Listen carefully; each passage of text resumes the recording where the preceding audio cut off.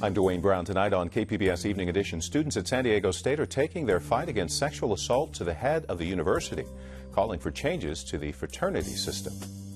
The best way to describe it is a vegetative state. You can feel what's happening, you can hear what's going on, but you can't speak, you can't see, you can't move. A Marine veteran comes forward with his story of being sexually assaulted, and the Pentagon says he is one of many. The debate over the Mount Soledad Cross is coming up again on Capitol Hill. We'll tell you what's next. And NASA's newest spaceship is just a few hours away from San Diego. KPBS Evening Edition starts right now.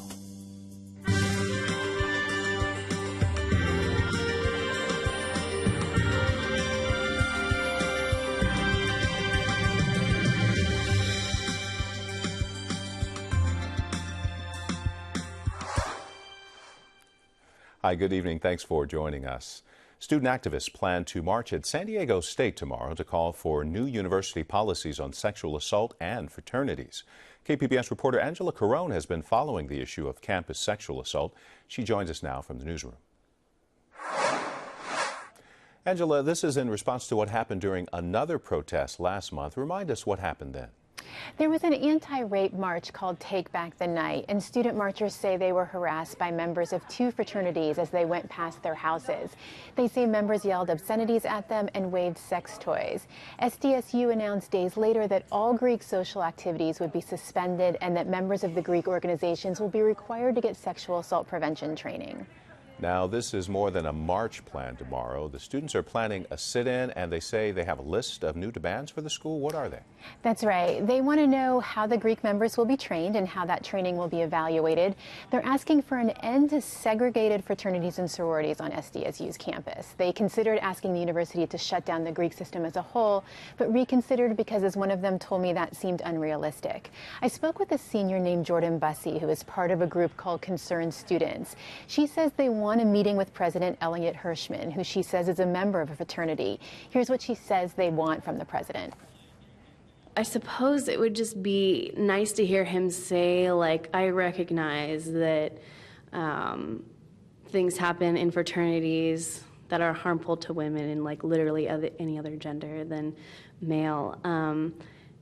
And, you know, we've had 14 sexual assaults this year on this campus, 5 of which have happened in a fraternity, and I just don't think it's appropriate for a campus leader to be associated with that. And how many students are expected at this march tomorrow? Bussey's not sure. A Facebook event for the rally shows over 70 people going, but she seems to think it will be a smaller group because it's actually finals week. KPBS reporter Angela Carone. The unraveling of a Rolling Stone story about campus sexual assault at the University of Virginia is raising questions tonight about journalistic ethics. Peggy Pico has this analysis of missteps and the fallout for the victims of sexual assault. A widely publicized story by Rolling Stone magazine about a sexual assault at the University of Virginia led to a temporary shutdown of the campus fraternities. But after the Washington Post reported discrepancies in that story, Rolling Stone published a letter saying they had misplaced trust in the story's main source. Joining me with some questions raised by the fallout from this story are Jeffrey Buchholz, president of the San Diego Domestic Violence Council, and Laura Wingard, KPBS News and digital editor. Welcome to the show. Hi. Now, Jeff, what kind of fallout can a high-profile story like this and the backlash from it have on the victims of sexual assault? Well, I think in any case like this where our culture is kind of casting doubt on one person's story, there's a trickle effect onto all survivors, and the effect is absolutely devastating. If we want to end the epidemic of sexual assault and domestic violence and stalking in our communities, we have one option and one option only, and that is to find a way to believe victims when they come forward and be supportive of them through the process as they try to figure out how to heal. And Laura, remind us of the major discrepancies between the Rolling Stone story and what Washington Post discovered. There's a lot of things have come out. Some are saying that how they met. She said that it occurred when they were lifeguards at a university pool. The fraternity is now saying there was no member of their fraternity who was a lifeguard.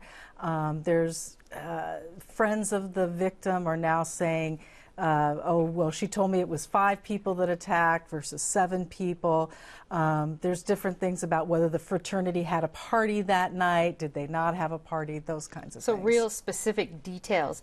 Now, Jeff, the Rolling Stone, of course, as I said, they actually wrote a letter, a couple of letters actually, saying that their trust in the source had been misplaced. It wasn't a full-out apology. What's your reaction to how they handled their story being discredited? I think my first reaction is that the way that they wrote that is very victim blamey in and of itself, right? To say that they misplaced trust in her rather than they failed to report more accurately on a story, and I think that is a kind of an embarrassment and a kind of a shameful thing to do.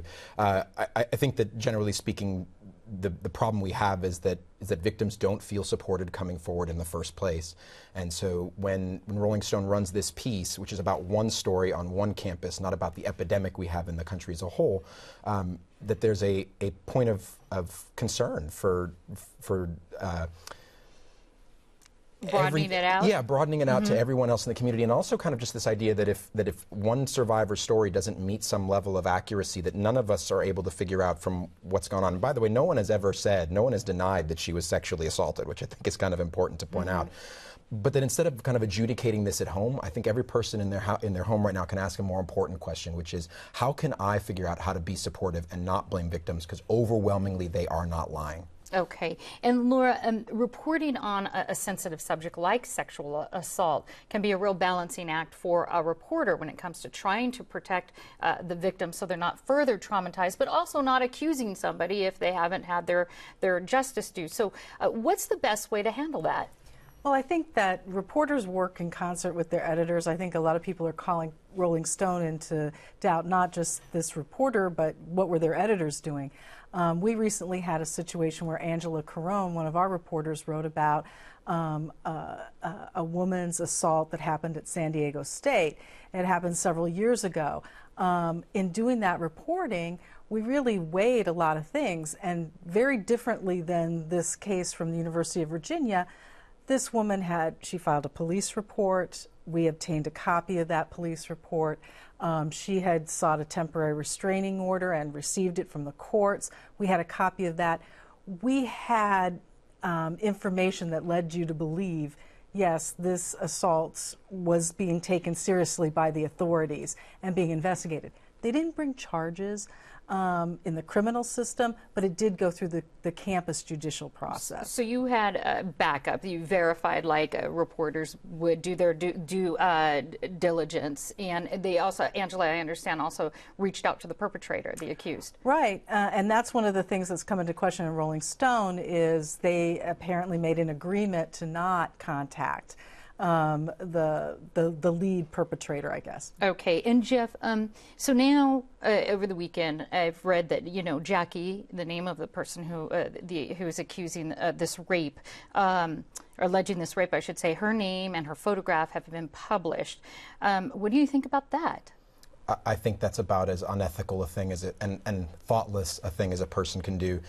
The reason that we keep victims' names, or I say we, most news organizations keep victims' names and don't use their real names and don't let information about them out, is because this is something that blows up in their life, right? That you don't need all of your family and friends and everyone who's ever met you, every future job employer who's going to do a Google search of your name, finding out that you're a rape victim. I mean, this is a woman's life, and she had the courage to come forward and talk about what her experience was. And if her memory recall isn't perfect of that, of course it's not. She was in a brutal sexual assault, and we know that changes the way the memory works. But more importantly, the effects on her of her name being released can be devastating. All right, we have to end it there. Jeff Buckles and Laura Wingard, thank you so much. My pleasure.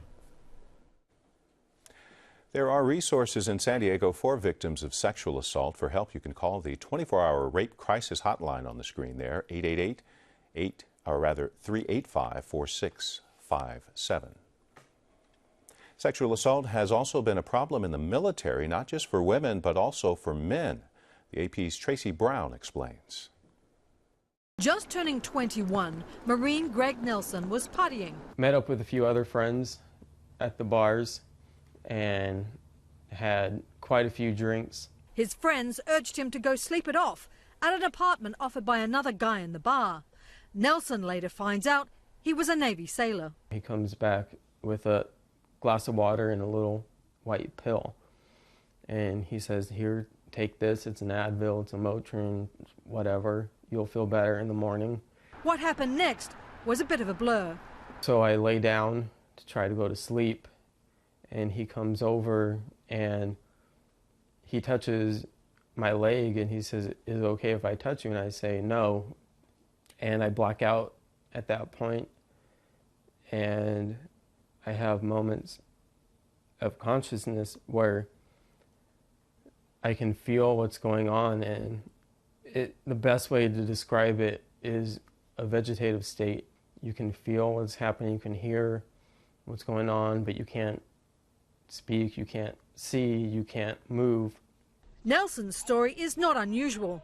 Male-on-male attacks in the military happen more often than many people might think. We have a long way to go in fighting the cultural stigmas that discourage reporting among men. Military leaders are now turning for advice to Jim Hopper, an expert on male sexual abuse. And so to come forward and tell someone that this has happened, it just completely flies in the face of how a man's supposed to be, and men are rightly afraid of being judged as less of a man, let alone less of a soldier.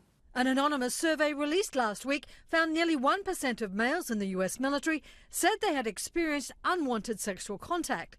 That's about 10,500 men. Nelson, who served 4 years in the Marine Corps, overcame his initial reluctance to report his assault. The way that they handled it and the support that I received through my command is just outstanding, and I think it made recovering that much easier. Although his case was not pursued for lack of evidence, Nelson is now comfortable speaking publicly about the assault and is urging others to also come forward. Tracy Brown, Associated Press. The Mount Soledad Cross is back on the congressional agenda. The Senate will vote on a defense bill letting the Secretary of Defense transfer the federal land where the cross stands to the Mount Soledad Memorial Association. Senate is expected to pass the bill, and the House has already done so. The cross has been the subject of court battles for 25 years, federal courts ruling it unconstitutional. Protesters marched outside the U.S. Capitol and the Justice Department today in peaceful demonstrations demanding an international investigation of U.S. police violence. The protests follow recent grand jury decisions in Missouri and New York not to indict white police officers in the deaths of 2 black men. Similar protests in Berkeley started peacefully but turned violent over the weekend. Protesters smashed windows on stores and police cars. 5 people were arrested. 2 officers were hurt as the protests over the grand jury decisions continue. Earlier today, Peggy Pico took a closer look at our own criminal jury system. I'd like to welcome my guest, Marjorie Cohn, law professor at Thomas Jefferson School of Law, and criminal defense attorney Mark Carlos. Welcome. Thank you. Now, Marjorie, the DA has a choice of taking a case to preliminary hearing in front of a judge or a grand jury. What is the purpose of a grand jury? The purpose of a grand jury is to decide whether or not there's probable cause to believe that the person under consideration committed a crime. It is not to prove guilt beyond a reasonable doubt. And a preliminary hearing has the same purpose. Is there probable cause to believe that the defendant has committed the crime? But the grand jury is a secret proceeding with only the prosecutor present. A preliminary hearing is an open public proceeding where the defense can cross-examine. How are the jurors selected for a grand jury?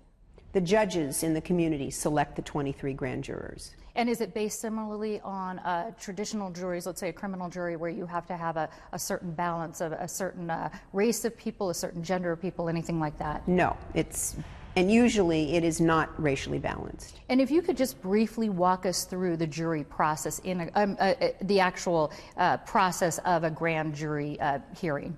The prosecutor presents not a lot of evidence, just enough evidence to convince the grand jurors that they should file an indictment, they should return an indictment. And then the prosecutor will ask for an indictment in virtually every case, not in the Ferguson case.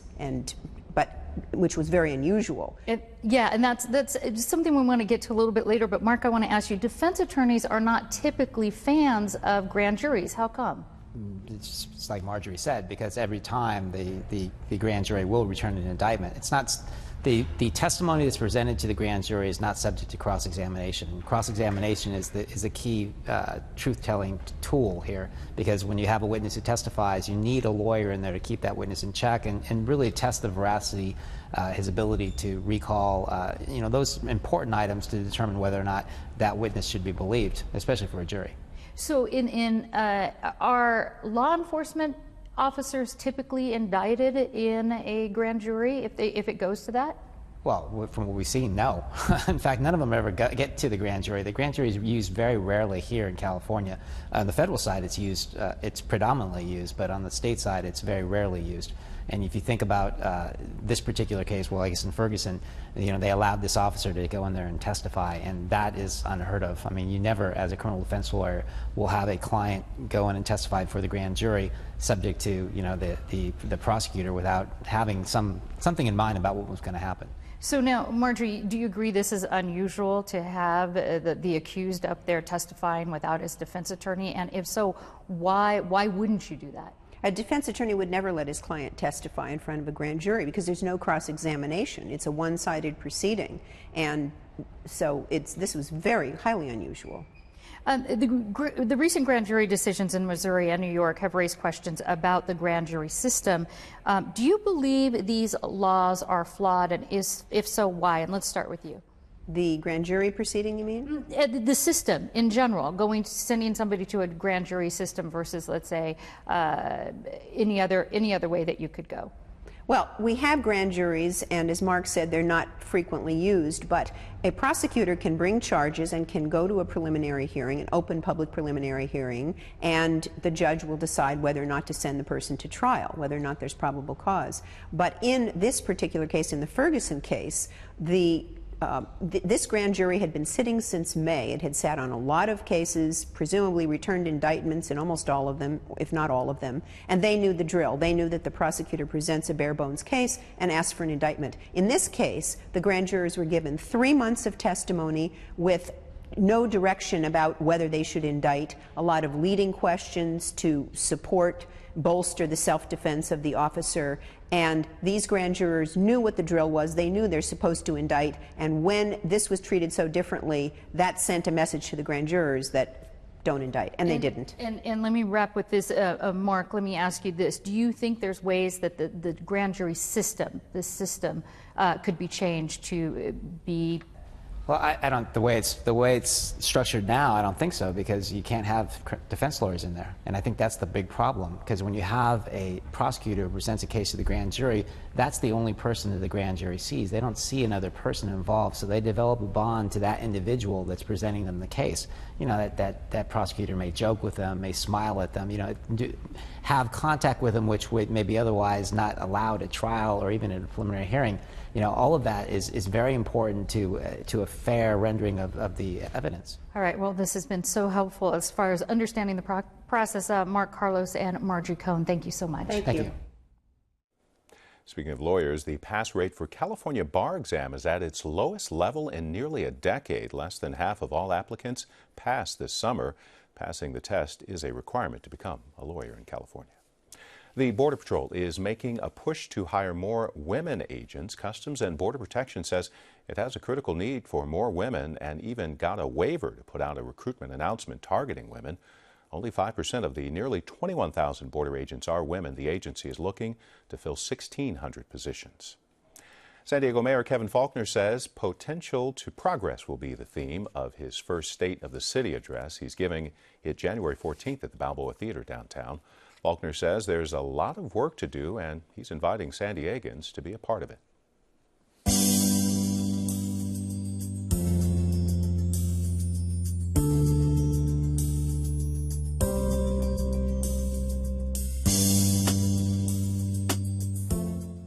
Mexican officials say they've identified the remains of a college student missing for more than 2 months. Alexander Mora was one of 43 students who disappeared after confrontations with police in southern Guerrero.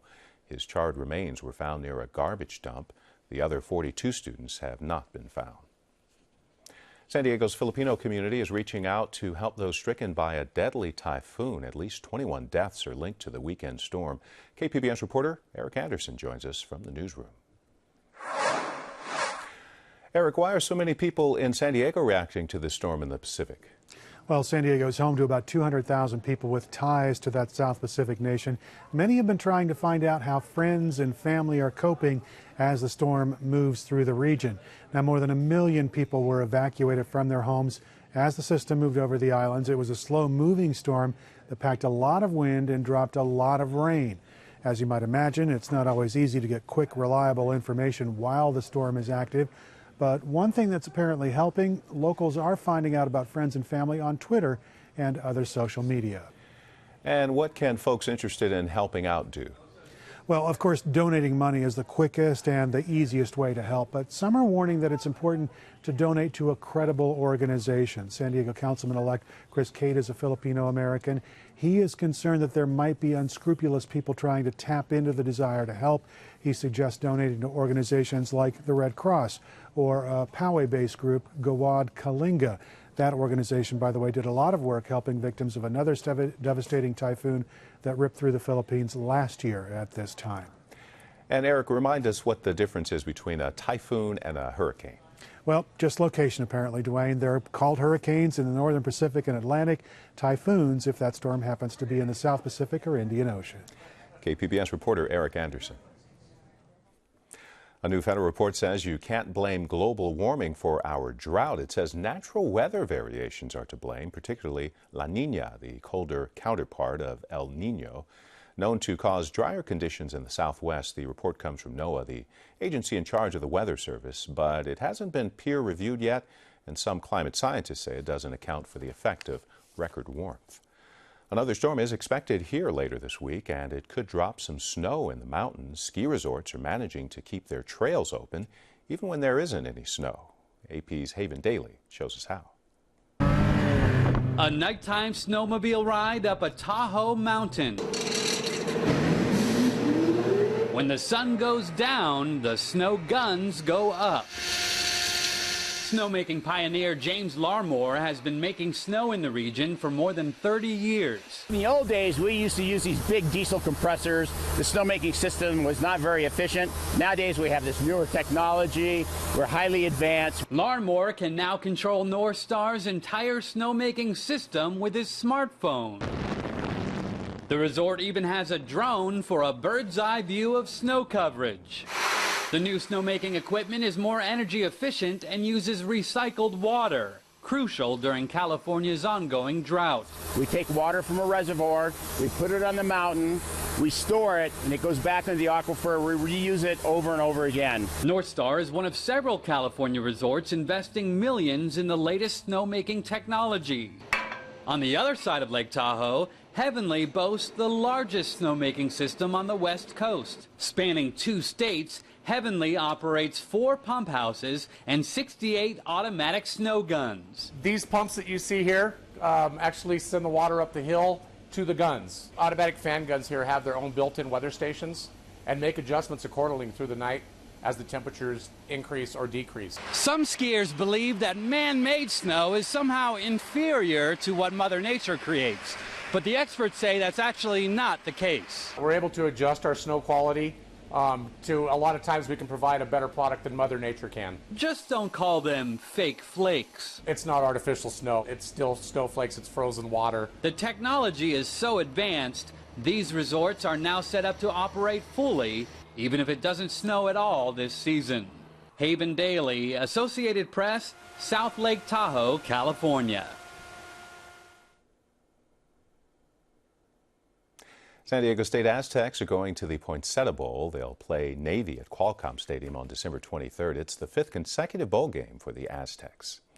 San Diego is also hosting the largest gathering of baseball executives this week. Baseball's winter meetings are being held here for the first time in nearly 30 years.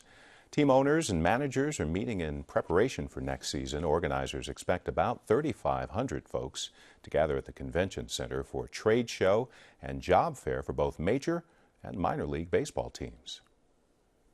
I'm looking for clubhouse positions, taking care of players, taking care of equipment, inventory, food preparations, delivery. I've loved baseball my whole life. That's kind of been my passion, and when I can work in it, I don't consider that a job. I have something that I'm passionate about. I can wake up, look forward to going to in the morning, and that's a big appeal for me. I've been in minor league baseball 25 years.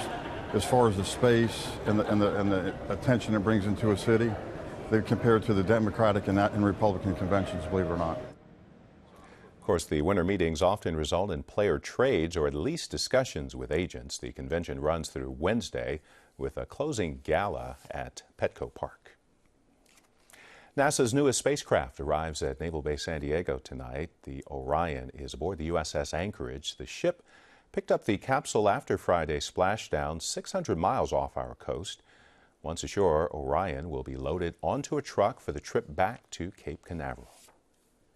Some high surf expected along our coast starting late tonight, right into the weekend. Temperatures beachside upper 60s, low 70s for the next few days. For the inland valleys, a mix of sun and clouds. Temperatures will cool down as the week goes on. Temperatures will drop as well in the mountain areas, mid 60s to the upper 50s. As for the desert, mid to upper 70s. Plenty of sunshine right through Thursday.